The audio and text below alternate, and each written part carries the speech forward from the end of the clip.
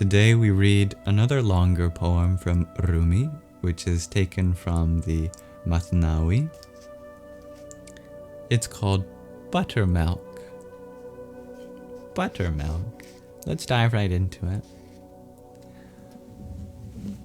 These creatures of the world exist to manifest the divine treasure. God said, I was a hidden treasure. Listen, don't let your substance be wasted. Become, manifest. Your true sincerity is hidden in falsehood, like the taste of butter in buttermilk.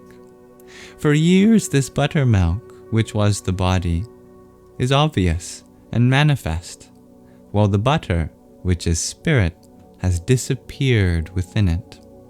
Until truth sends a messenger, a servant, a shaker of the buttermilk in the churn, who has the skill and the method for churning, so that I may discover that my true self was hidden, or until the words of a servant of that messenger enter the ear of one who is seeking inspiration.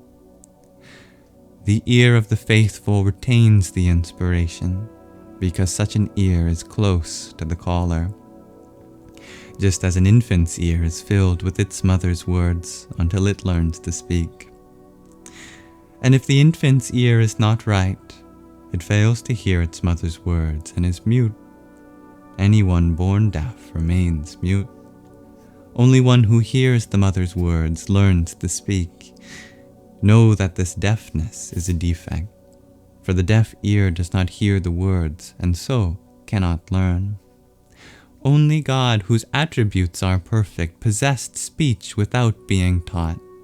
And Adam, whom God taught without a mother or nurse between, or the Messiah, who was taught by love and came into the world with the Word so that he could defend himself from accusations of an illegitimate birth.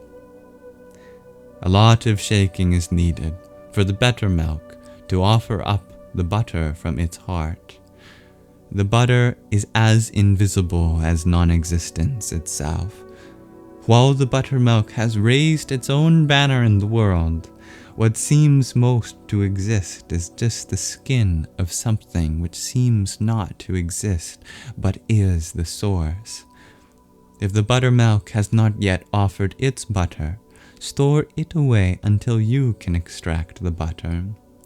Churn it from side to side, hand to hand, until it reveals what is hidden within it. For this perishable body is the evidence of the eternal, and the babbling of the drunkard is proof that someone poured the wine.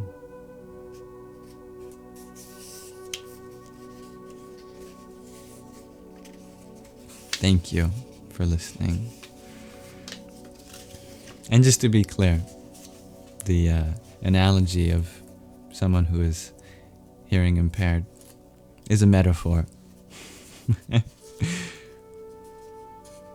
Deaf ears referring to not being able to be perceptive to the narrative that's underneath all this form.